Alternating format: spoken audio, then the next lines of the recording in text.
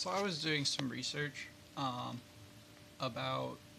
I was just looking for a the light. I said most lightweight AK-47. Anyway, because I'm I want something reliable, but I appreciate the AR-15 for its lightweight handiness, but I trust the AK-47 just a smidge more, even though my AR-15 I've never had any issues with that, but I still kind of would prefer an AK, something reliable, more reliable, arguably. I mean, there's even more reliable things than an AK. It's not the most reliable. For those of you who don't know, there are more reliable guns than an AK. Anyway, I came across this article, the most lightweight AK-47, on everybody's favorite news source. So I had some commentary about this article, and I want to kind of read it with you guys. I mean, I've seen other people on their channels do, like, they read news articles and comment over them, so I'm going to do that. So this is called AK-47's Ammo and Art, the unsettling allure of South Africa's beaded guns. I mean, these are cool. Like, look, I mean, yeah, these guys, their proportions are off, the ratios are shitty, but I mean, look what the materials are. It'd be really hard to make. I mean, I think it's intentional. There's no way that's accidentally that unergonomic of a grip. That has to be deliberate. Maybe. Anyway, so we're gonna read through this, and I'll just give you my thoughts and opinions about this article about South Africa's beaded guns. Okay. So yeah, here we go. Some guy's ghost guns. More than 100 million small arms and light weapons are currently circulating in Africa. These weapons stir fear in the masses. I mean, I'm sure they stir fear in all the people who don't have guns. But they also inspire reverence. Of course they do. It's human nature. I mean, spears and the like.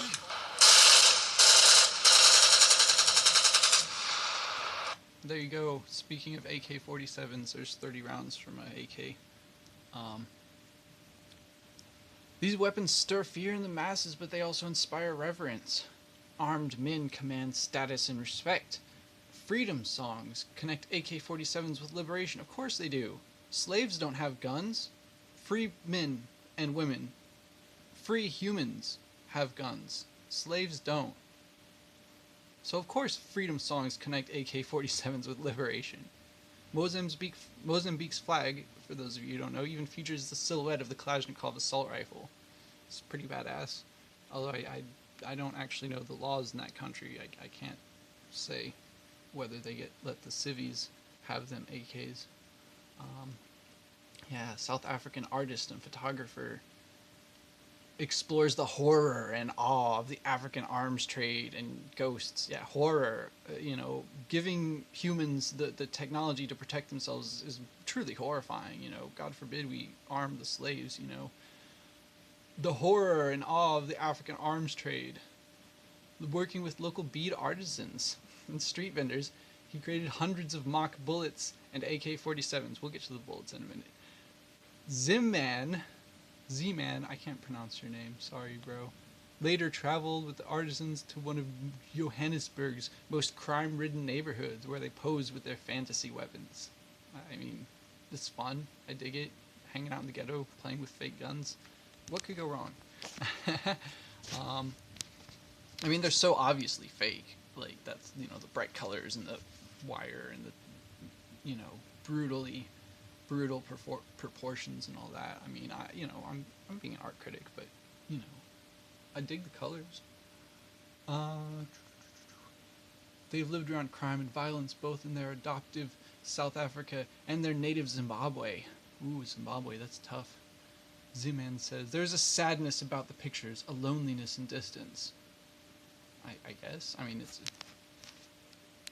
I guess just sadness in terms of the execution of the AKs. Like, I feel like they could have made much more realistic AKs out of beads. They could have done better proportions and made them look more like real AKs. But maybe they're not supposed to. Maybe that's the artistic interpretation. Alright, The works will go on show. There's some of the beaded guns. I mean, look at that. Anyway, I mean, just as from a design perspective, it triggers me. This bent barrel triggers me. I love that trigger though. That's funny. I love the super under swoop. Swoop. Triggered. That's fun. Anyway, that sling, that'd be fun. I'd put that on one of my guns. The shell sling, I'd rock that. That's cool. AK-47's ammo and art. Yeah, I keep saying the same thing. What motivated you to look at the arms trade in Africa? I started reading up on the enormous quantities of weapons shipped into sub-Saharan Africa and the devastation caused by small arms. Yeah, it's pretty devastating when the slaves get guns and they don't like to be pushed around anymore. Real fucking devastation there. I thought it would be interesting for us to manufacture non-lethal weapons in South Africa. I'm sure that's a first. No, I'm sorry, Africa. I don't mean to. Anyway, non-lethal weapons in South Africa and export them to the West as commentary on the lethal ones they were sending onto the continent for a profit. Well, maybe you guys should domestically produce your own weapons and not have to import them. How about that? Then you wouldn't be able to blame us anymore, now would you? It would mean work for the local artists. You know, I mean, I'm never going to criticize someone for patronizing artists because I'm an artist and, you know, I know exactly how tough it is to be an artist. It sucks because you're always, you know, busting your ass, pursuing your passion, and you're never going to get any money for it. But, I mean, real artists do it for their own motivations. You know, I'm not saying if you get money for your art, you're not a real artist. All I'm saying is it's not easy to be an artist, and I respect that, to give work to local artists. Although there are certain economic implications, but I'm not going to get into that here. It could raise awareness, and perhaps it could raise awareness of issues. I mean, there's some implications there, but I mean, maybe the issue is the lack of guns. And all those people who can't defend themselves. Oh, this is the sad part. All of the proceeds from the project are going to non-profit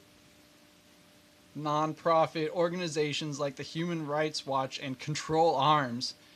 This is the sad part, that they're taking the profits from these bead sales, that these artists are making things to disarm their people.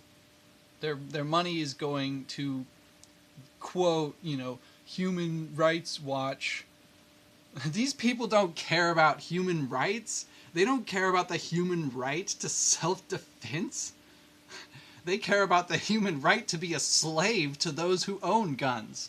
That's the human rights they care about. Your right to work and get your ass kicked by the freaking government with all the centralized guns. And you, human slave meat, you don't get guns.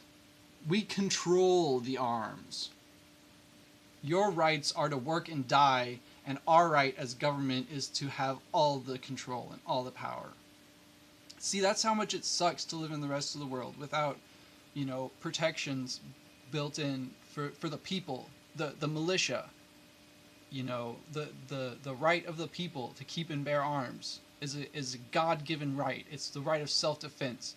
It's why the lions have claws and why the gazelle have antlers or horns. I don't know if you call them horns or antlers on a gazelle, but it's the right of any living creature to defend itself. And these twisted folks, sad twisted people, call themselves Human Rights Watch, but they're truly trying to take away human rights. And that's sad that these artists, yeah, I mean, maybe their artists want to be anti-gun, but I get the feeling that these artists are just being exploited so these anti-gun organizations can make money. Anyway, all the proceeds from the project are going to non-profit organizations. Yeah, cute. Alright, there they are hanging out with their guns. It's fun. Got some African colors, the classic green, gold and red and the black. Very stylistic.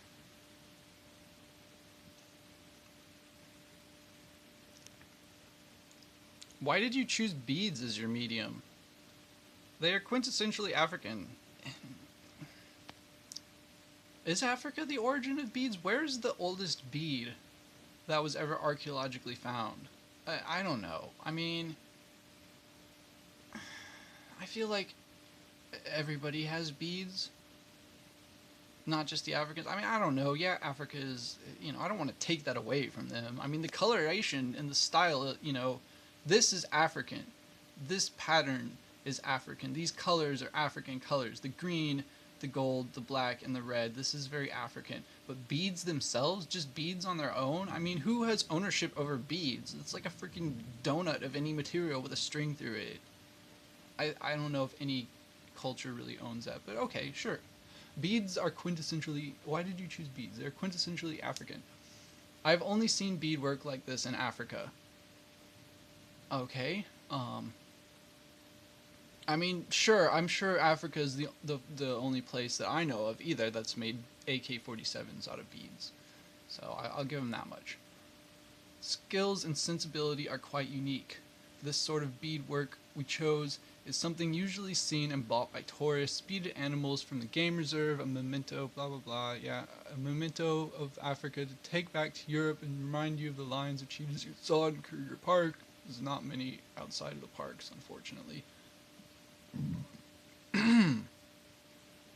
Curious souvenirs to sit in a child's bedroom or on a mantelpiece. The workmanship is amazing and the talent phenomenal.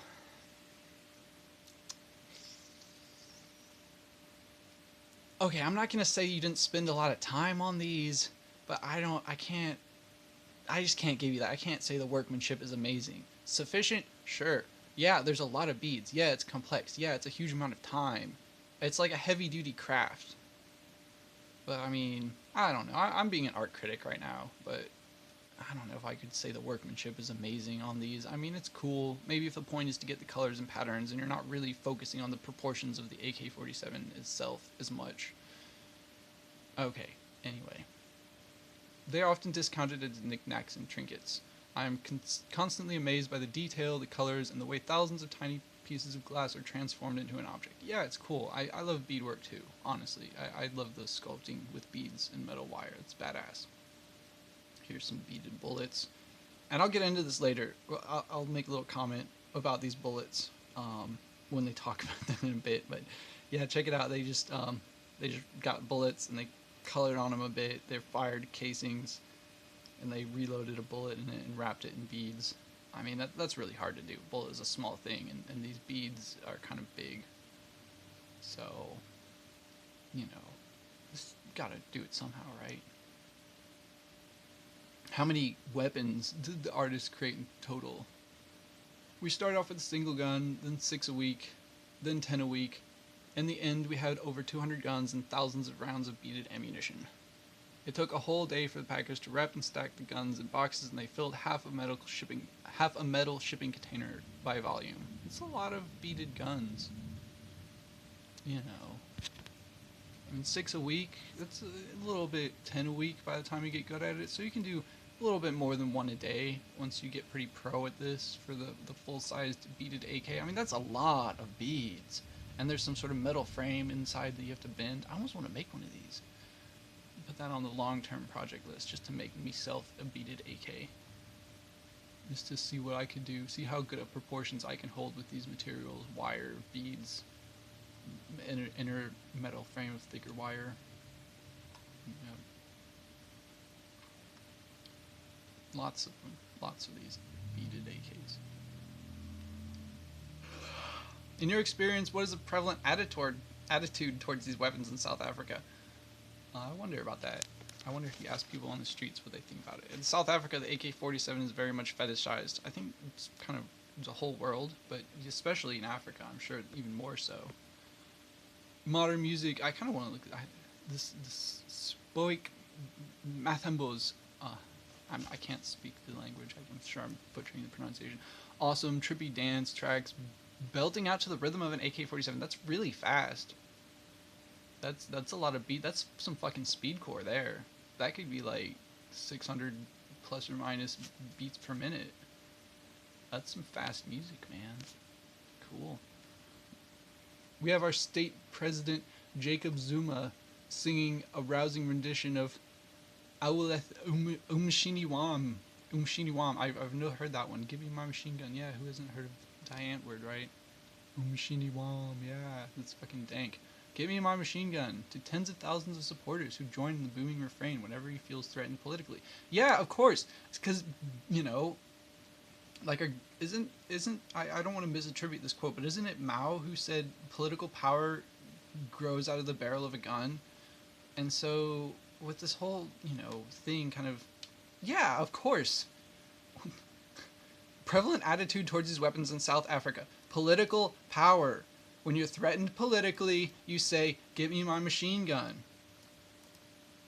It's, pretty reasonable response. If you're going to try to, enslave the country, enslave a people, threaten them politically, try to take them over, yeah, give me my machine gun. Umshini Wam. Yeah, don't fuck with me politically. Don't try to fucking bring your anti-gun stuff to this country.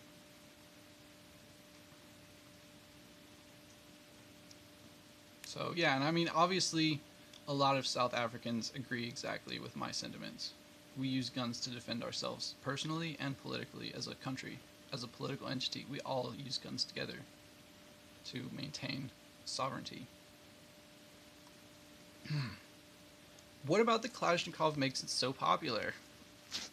I mean, those of you who already know, but Kalashnikov was very much the weapon of choice as a potent symbol of the armed struggle. I remember in the 90s, in the run-up to the first democratic election, that protesters would make crude replica weapons out of wood or wire and brandish them as they marched. Thousands of marchers would belt out protest songs about the AK-47 and its potential for death and liberation as they toy-toyed through the streets. I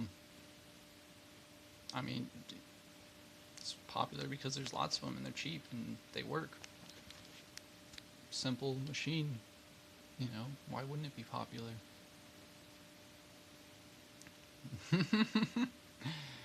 What an outfit. Matching beaded gun too. Styling on him. Why is the AK-47 the weapon of choice for criminals in Johannesburg? It is lightweight. Here's why I found this in the results. It is lightweight, compact, and easy to conceal.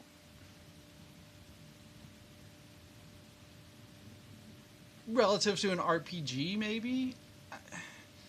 Relative to a battle rifle, like a FAL, maybe? I mean, everything's relative. Lightweight, compact, easy to conceal. Coming from the perspective of, like, an American who, lives in the world of concealed carry handguns, the AK-47 is none of those. It is heavy, it is big, and it is not concealable at all. I mean, yes, I have, in the past, concealed and carried an AK pattern. Granted with a 7.5-inch barrel, but, I don't do that anymore. It's not my everyday carry. So, I mean, even for home defense, like I say, I'm looking for a lighter AK. And yes, I know about the VZ. I used to have a VZ-58. But I'm looking for a lighter weight AK-47 long stroke piston to match the weight, profile, and balance of my AR-15. So, lightweight, yeah, compared to a FAL, compared to a G3, compared to a lot of guns, the big 308s, M1 Grand, etc., PKM, compared to stuff like that, yeah, AK-47 is lightweight, compact, easy to conceal. Yes. Very little recoil, it has very little recoil coupled with awesome penetrating power and very little need for training and maintenance. All that's arguably true. I mean, sure, there's plenty of rounds that outperform the 7.62x39, but, yeah, AKs, they run well. They need little training and maintenance. That's all very true. From bank robberies and carjackings to home invasions and cash and transit heists, the AK-47 is ubiquitous. So we're even talking here, home invasions. So this happens, home invasions with AKs in Africa. I mean, it happens in America, home invasions with AKs. So, why do we want to take the guns away from these people again? Oh, I don't know. You'll have to ask CNN. That's fun. They traded guns. The red stripe has the white gun, and the white stripe has the red gun. Styling on him. What contrast. Very aesthetic. They look like freaking Muppets or something with the funny hair and the stripes. I don't know. I mean, I'm not being racist here. I'm just commenting. Like they're fluffy too. Whatever the knit that they're wearing, it makes them look like straight up.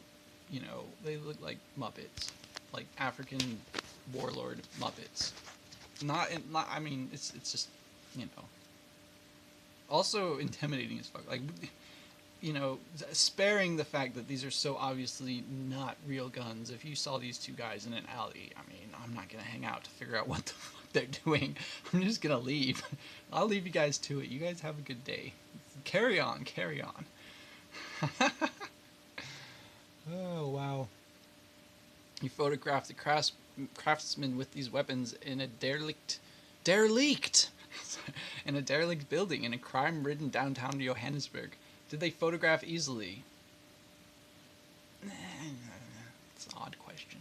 Is there easier, harder photos to take? Probably. Maybe I'm not that much of a photographer.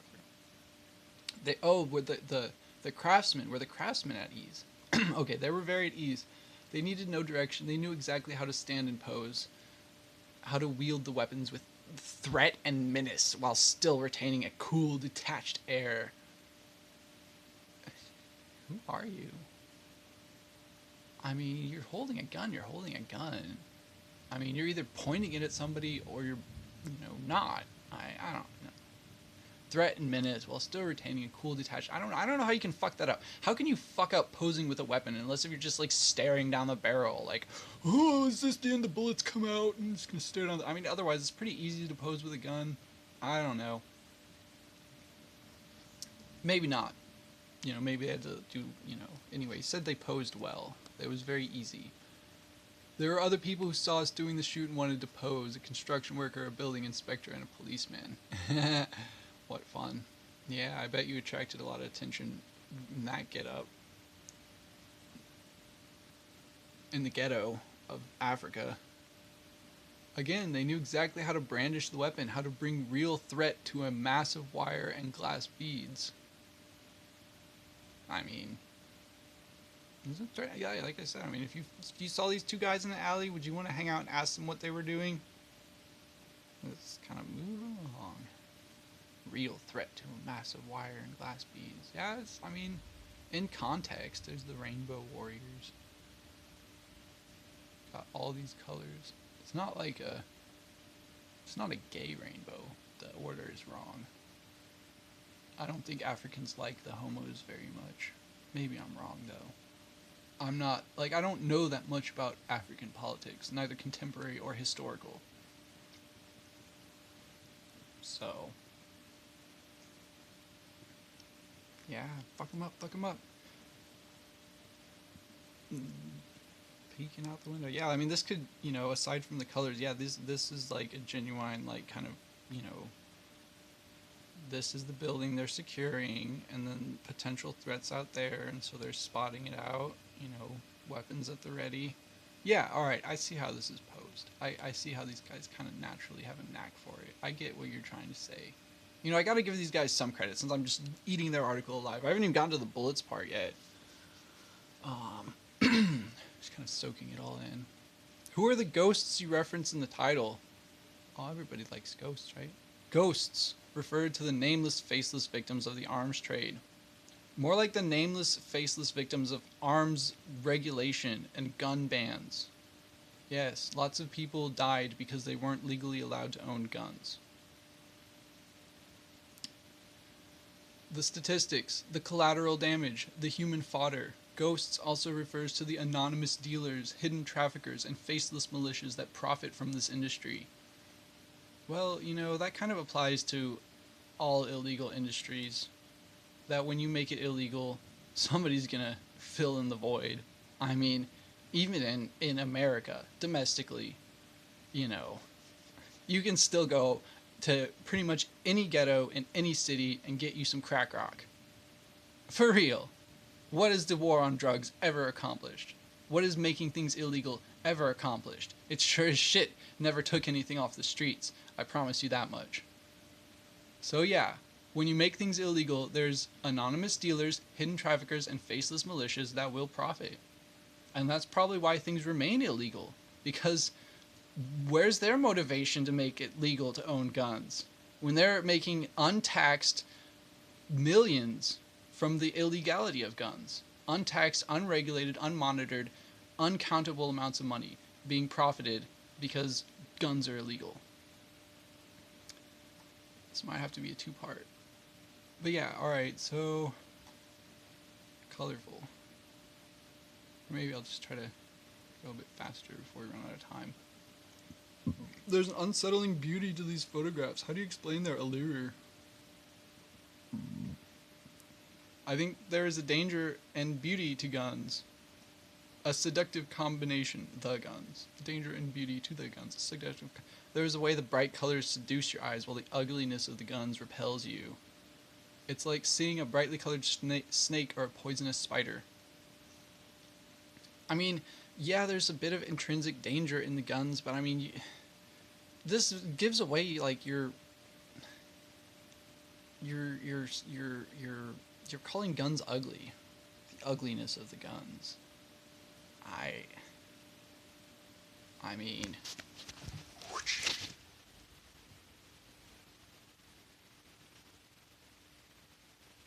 if they're so ugly, why do they live on my wall?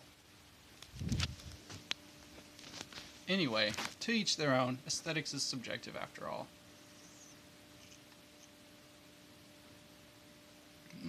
It's a lime green, boy.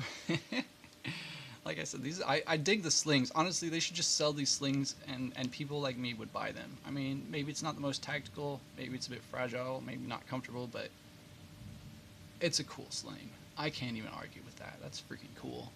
I'd rock that. Alright, I'm gonna go pause and...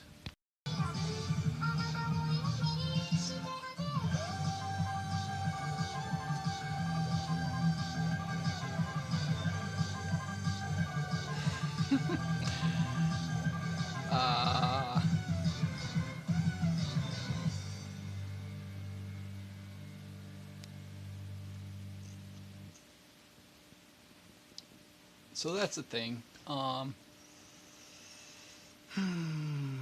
where did I leave off?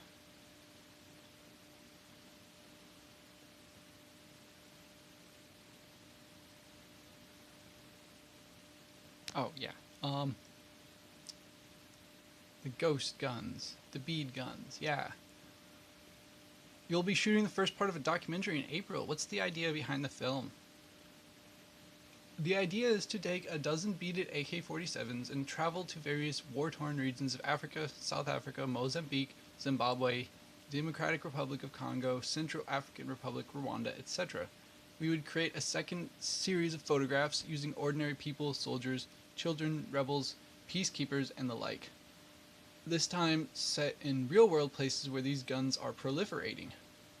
In the documentary, I want to talk to people about what the AK-47 and in the documentary, I want to talk to people about what the AK-47 and what gun violence means to them personally and in the world they inhabit. I mean, I love how these... Well, I mean, they always have these tells. These little word phrases that they always use, little qualifiers. Like, oh, violence isn't a problem. It's gun violence. Oh, and also, I mean, come on, CNN. I mean, maybe this is, this is his response. I mean, did he really say... Anyway, yeah, being a grammar Nazi too, about what the AK-47 means, what the AK-47 means, and what gun violence means. What the AK-47 and gun violence. See, if... I want to talk to people about what the AK-47 and gun violence means to them personally. That's better. Okay. And in the world they inhabit. Means to them personally and means in the world they inhabit. Right? Anyway, gun violence. A classic tell that you're reading an article by somebody who doesn't like guns. Because they can't stand to confront the possibility that there's just violence, and it doesn't matter what tool you use for violence, whether you're using rock violence or laser violence or drone violence or poison violence. No, it's gun violence is all they care about, because they're, you know. Anyway, I don't know. If I really understood these people, then maybe we could outreach to them and try to communicate with them, but I can't wrap my head around them. I just can't wrap my head around these gun violence people. So obsessed. So childish. I just don't get it. But yeah, they're going to talk to people about the Africans. People who are, you know, in a pretty tough place, and you're going to, you know, push your little gun violence agenda on them. Jeez. There's no place is safe from the insanity of the anti-gun folks. No place is safe from them. Look at that trigger.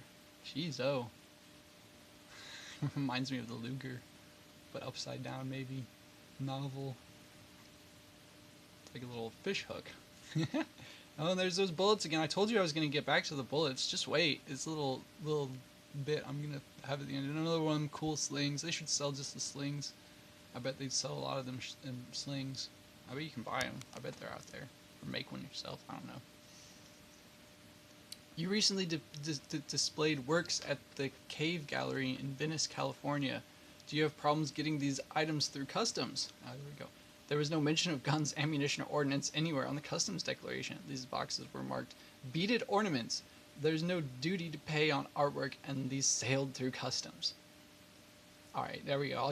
I'll say a little bit about the bullets. Alright, see, those are still, even though the casings have been fired, and they're probably empty of gunpowder, that bullet is still good. You know, you could pull all the bullets and reload them into live, you know, fresh. You could probably even, there's probably steel case, which aren't generally reloadable. I mean, if you were really pressed for it, yeah, you can reload steel case, and you can definitely pull those bullets out and reload them. Those bullets are certainly ready to do the job. Just, you know, get a bullet puller and load them up. But yeah, it's art. Art, guys. I mean, little tip for all you arms smugglers out there. It's art, guys. It's just art. These bullets and AK-47s, the shipping container full of them, it's just art, man. Harmless. Anyway. Oh, that's it. That's the end of the line. Wow, good. I didn't want this video to take so long, but yeah. Well, that's it. You know, squeezing through customs, pushing anti-gun propaganda on Africans. You know, multicolored rainbows and striped guys.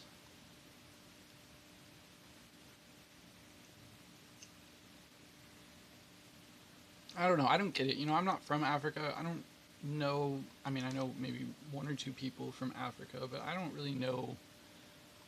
You know, I mean, there's this understanding, kind of what I've heard from people who live in countries where it's not like a gun culture, quote, gun culture, and how they feel about guns.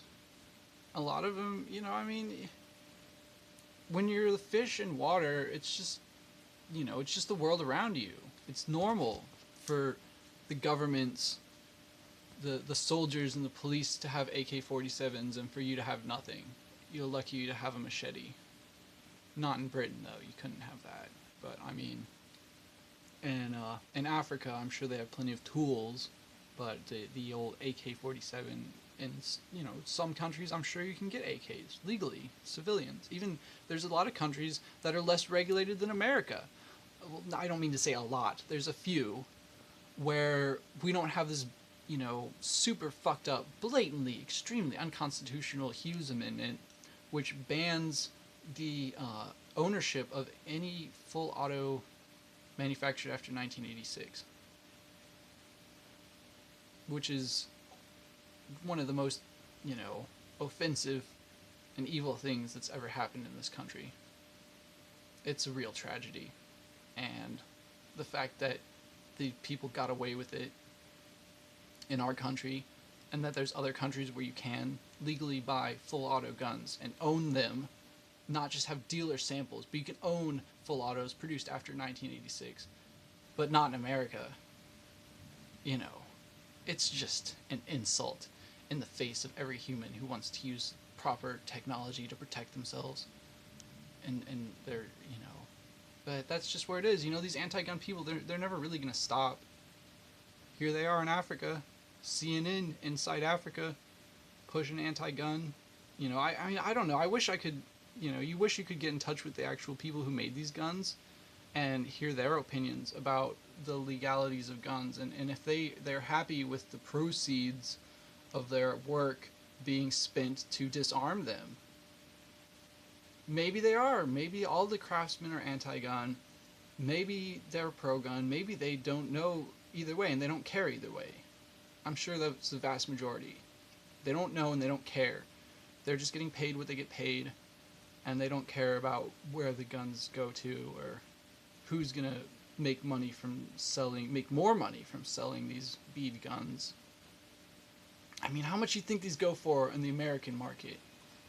How much you think these, you know, white tower, ivory tower liberals pay to have a beaded AK-47 in their, you know, California condo to show how much money they supported taking away guns from poor, starving Africans? I mean, I don't mean to, like, generalize like that to assume that all Africans are poor and starving. Of course there's rich Africans. Of course there's middle-class Africans.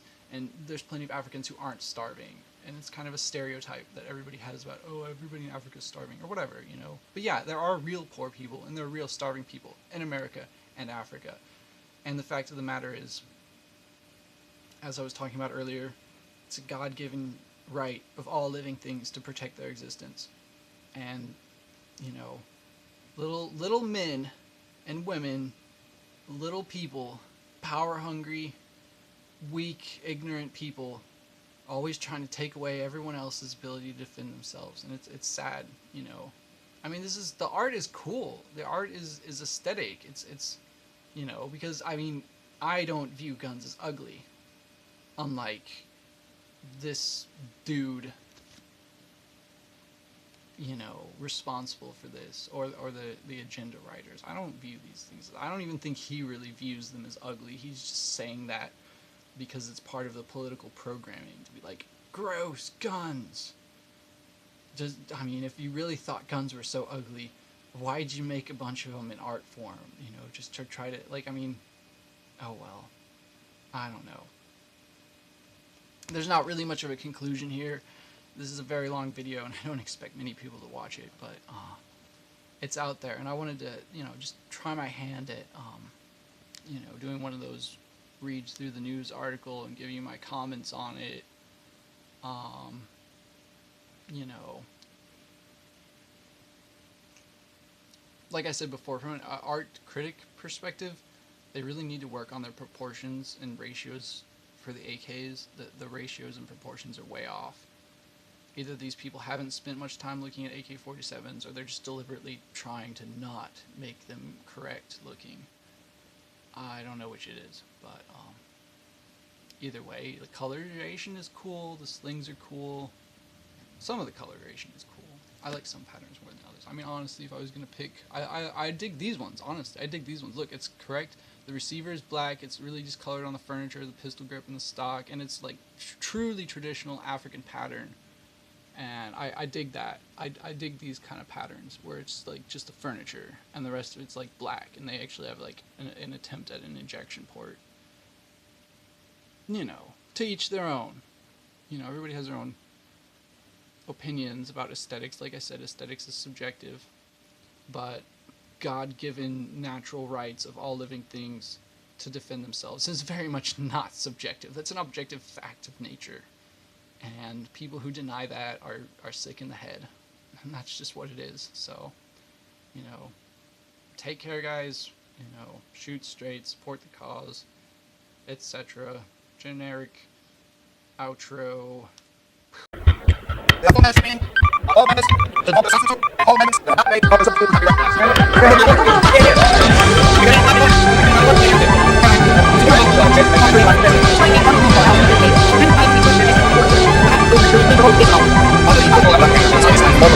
Other people「